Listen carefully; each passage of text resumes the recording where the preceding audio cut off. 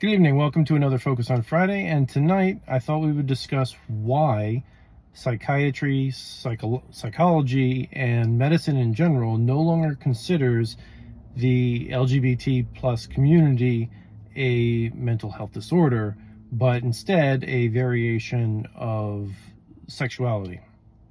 And that all boils down to one man, Dr. Richard A. Isay. Dr. Isay was an American psychiatrist, psychoanalyst, author, and activist, and it was because of him that the affective world changed its worldview on how mental health and sexuality is viewed.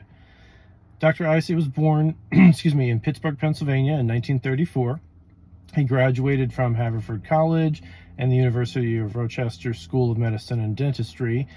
Then he went on to finish his residency at Yale University and completed his internship at the Western New England Psychoanalytical Institute. Throughout his entire career and life, he maintained a private practice of psychiatry and psychoanalysis, and was a teacher and a supervisor. He was also the program chairman for the American Psychoanalytic Association, the American Program Chairman of the International Psychoanalytical Association, and the chair of the Committee on the Gay, Lesbian, and Bisexual Issues of the American Psychiatric Association. In 1983, he organized a panel called New Perspectives on Homosexuality, in which he argued that homosexuality was a variant to a sexual orientation and not a mental health disorder. And at the time, that was so preposterous that many of the panelists got up and left. They just couldn't believe it and couldn't believe he was saying that. But he kept going. He wrote Being Homosexual, Gay Men and Their Development, which was one of the first books to argue homosexuality as an inborn identity, and it became a historical treatise that is referenced as the turning point in psychoanalytical psychiatry, psychology, where we no longer think the way we used to. He would then go on in the chapter, the autobiographical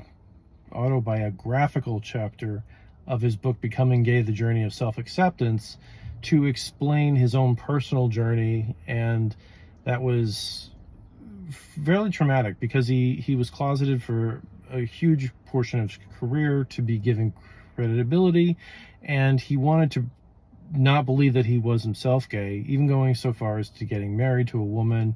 That failed miserably, but it helped him to self-identify and realize his truth, that he was a gay man.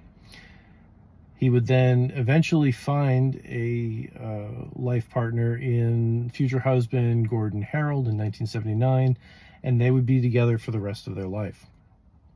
The rest of his life. He even took legal action against the American Psychoanalytical Association to adopt a non-discrimination policy for the training of analytic candidates, and then through that changed their stance on homosexuality as a position statement, and that cascaded across the medical community so that all of the associations officially understand that it is a variation of sexual identity and cannot be discriminated against in the medical fields. In 1989, he was a proponent of gay marriage back before people were even really talking about it. And in fact, he told U.S. News and World Report at the time, if the time comes when there's a change to society's attitude towards homosexuality, when, for example, gay marriage and adoptions are possible and gay couples reap the same social benefits as heterosexual couples, I believe there will be a corresponding change in the behavior of gay men, with much less emphasis on the sexual act and more emphasis on relationships. Since the legalization of gay marriage, studies are showing that this trend is actually in motion, and therefore he was prescient and predicting how society would change. He was a prolific speaker and appeared on Larry King Live, The Oprah Winfrey Show, 2020, The Morning Show, and a host of others. And then in 2011, he was able to marry his long-term partner, and they were together at that point for 32 years. Sadly, a year after he got married, he did die from complications of lung cancer and was interned at the Greenwood Cemetery in Brooklyn, New York. But every year he's given credit where credit is due, because they have a gay cemetery tour, and he is the first stop every time they run that tour. So because of Richard, mental health sees the LGBT plus community as a minority people with their own unique mental health issues and necessary resources, as opposed to a mental health disorder into of itself, and has helped to fundamentally change how the world is. And that is tonight's Focus on Friday. Y'all have a good one.